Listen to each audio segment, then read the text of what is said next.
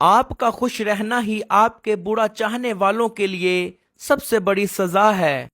آزادی کے لیے ضروری نہیں کہ تم زمین و آسمان خرید لو، مگر تم کم از کم خود کو مت بیچو۔ جو کپڑے حلال رزق سے بنائے گئے ہوں وہ کبھی بھی پرانے نہیں ہوتے۔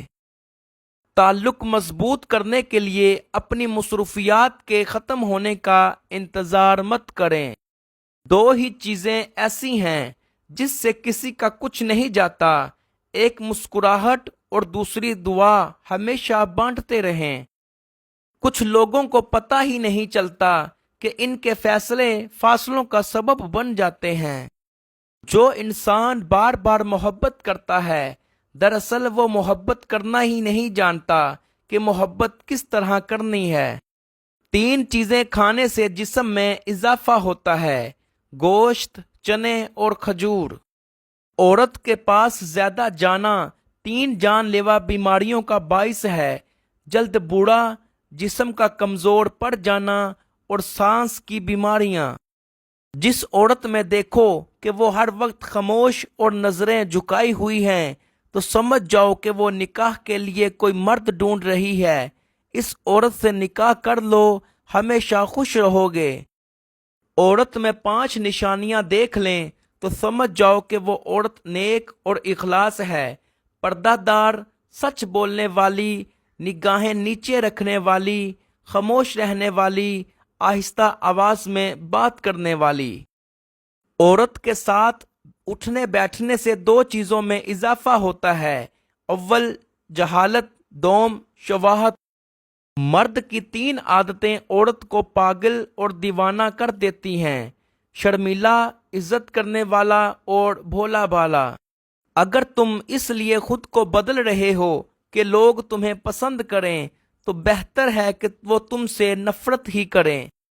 لوگوں پر 3 احسان کرو: نمبر 1، نفع نہیں دے سکتے تو نقصان نہ کرو۔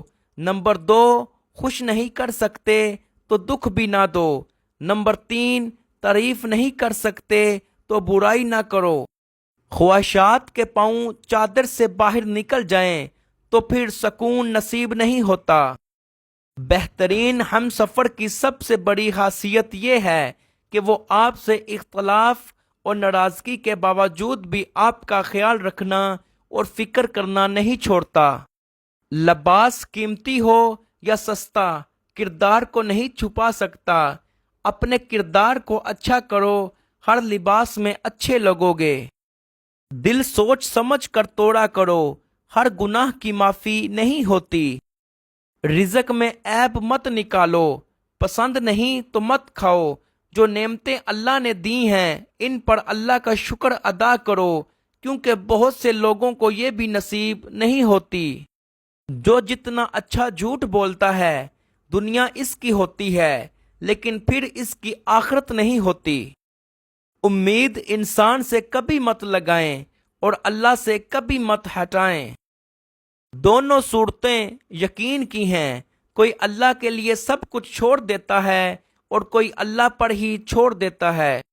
سوچ اچھی ہونی چاہیے، کیونکہ نظر کا علاج ممکن ہے لیکن نظریے کا نہیں۔